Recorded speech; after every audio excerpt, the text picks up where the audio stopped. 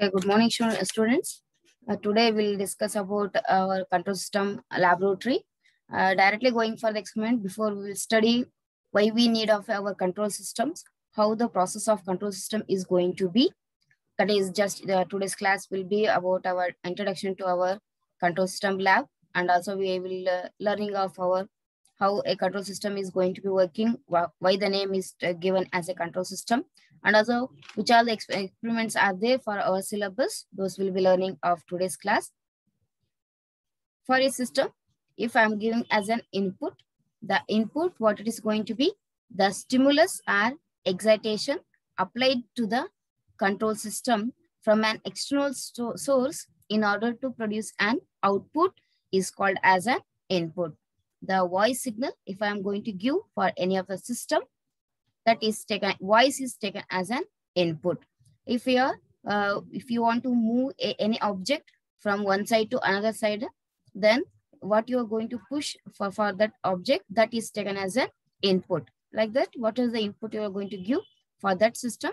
It is taken as an input. Then what is the output? The actual response obtained from a system, it is called as an output. From the voice, what we are going to be listening.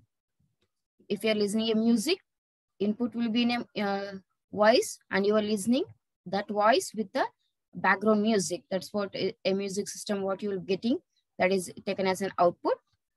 That actual response, what it's going to be from an input, that will be the output. Next, what do you mean by a system? System is an arrangement of or an combination of different physical components connected or related in such a manner so as to form an entire unit to attain a certain objective. The system is giving whether which operation we have to do, whether you have to, the system should store the information, or else it has to transform the information from input to the output, which operation it is going to be performing, whether to store or it can process based on the input, and what's the desired output we will be getting. That is taken as a system. Then the control, it means to regulate, direct, or command a system so that the desired object is going to be attaining. Means we are going to give a specific limit for our input and also to the output by using of a system, in which fashion it has to operate.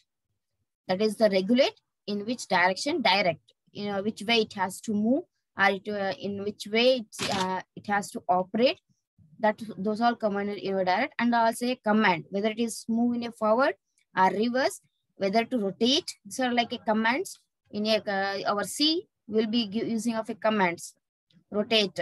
Some of the instructions will be giving based on instructions, or else in your microcontrollers labs will be using of our instructions. But based on the instruction, what operation it has to perform. Those are commanded as a control. Then based on the definitions what we learned in the previous, I can tell that the system plus with the control, it's going to be a control system. Means a system, any of the operation, it is controlled by using of many of the parameters. Then I can tell the name as a control system. Then the control system can be defined as it is an arrangement of different physical elements.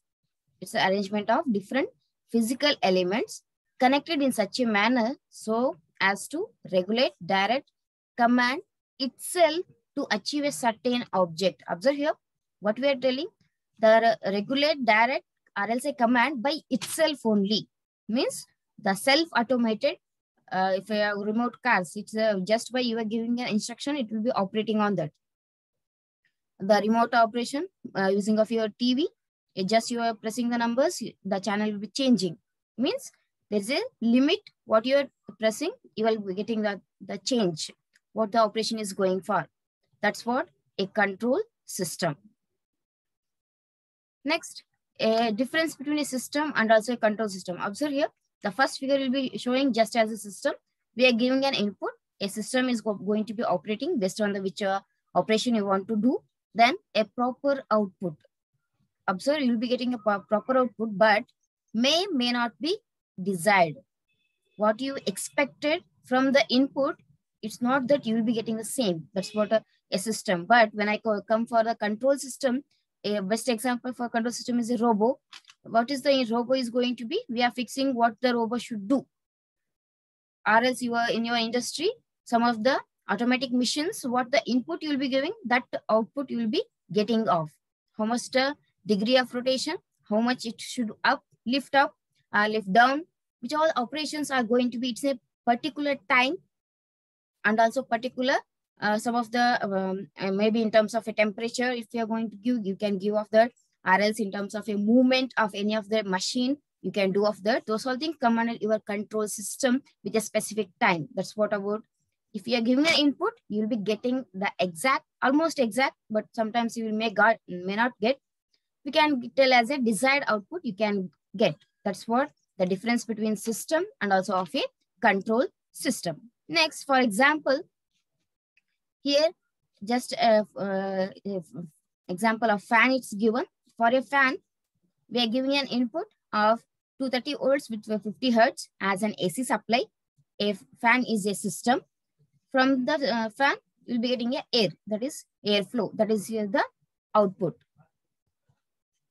A fan cannot say a system. When I cannot say the system, observe here, a fan without blades. If it is not having the blades cannot be a system because it cannot provide a desired or proper output.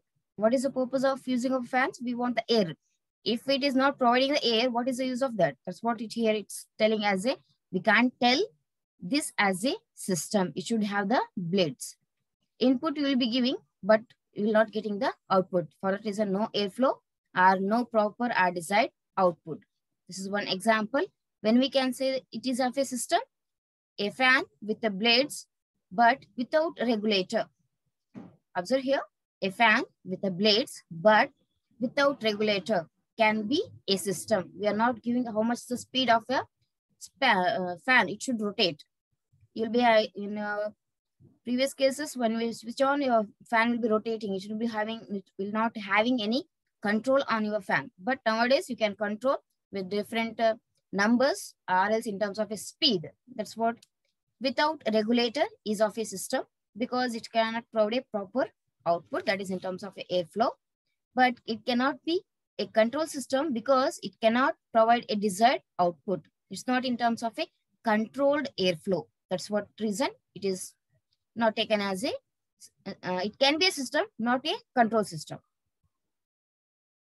Then in terms of a control system, observe here, a fan with blades and also with a regulator can be a control system because it can provide a desired output.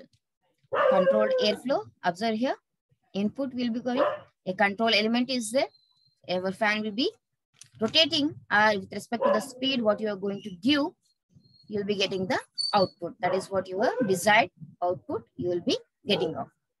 Next, these are some basic parameters what I go on with. When in your actual theory part, you'll be learning of what do you mean by control system, what are different types like your open system and open loop control system and closed loop some control system, what are the difference between those. Those all will be, you'll be learning in your theory part. We'll not go in depth of those things.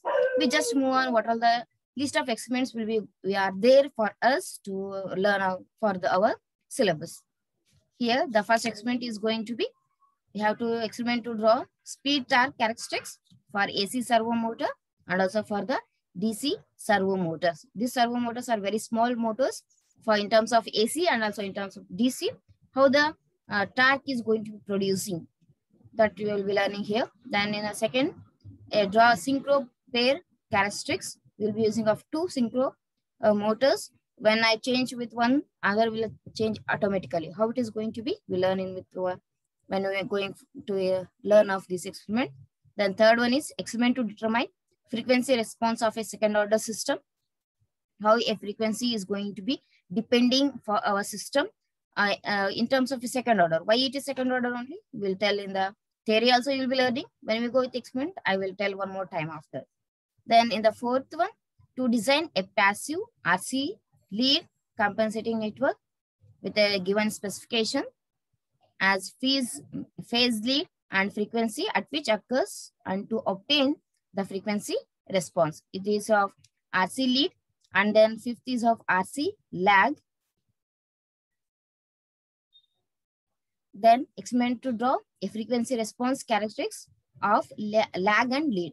These three are interdependent. We'll be doing of these experiments. It's in terms of lead lag compensation networks. Based on those, it is depending. How it is going to be done, how the frequency factors is going to depend, how the current and voltage will be varying. We'll all learning of those things in these three experiments. All the three, that is 4, 5, and 6 are interdependent. Then seventh one is of learning of a P, PI, PD, and PID controllers on a step response. How it is going to be proportional, integration, and derivative. How it is going to be depending. What is the importance of these things in a theory you'll be learning, and again in your lab experiment also you'll be learning of these. Then the experiment 8, these 8 here we'll be learning about our step response and number of Fourier system. If I add poles and zeros, what it's going to be, how a system, whether it is stable or not, we'll be evaluating each and every terms of those. Whether if I am going to design any of the function like your robot, how it will be executing its work function with respect to a desired command, whether it is a stable one or it's not there. How it is going to be depending. Those all things, it depends on this step response based on your adding poles and zeros. Those are the things we'll be learning here. Then experiment 9 is of to simulate the DC position control system obtaining by using of your step response to verify the input waveform, loop gain, and type of steady state errors. This all command here for your step response only. And trade-off study of a lead compensator, PI controller, and study its effect on steady state error. These all command your step response only. Then to examine relationship between open loop frequency response and then stability, open loop frequency, and closed loop transient response, and to study open loop gain and transient response of closed loop system using root locus. Here again we'll be learning about the stability by using of RH criteria. Those will be learning theory part.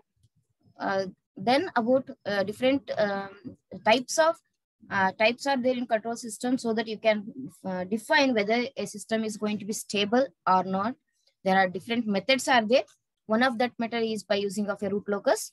Then about our Bode plot, Nyquist. These are different terms are there. Based on this, we'll be telling whether the system is stable or not.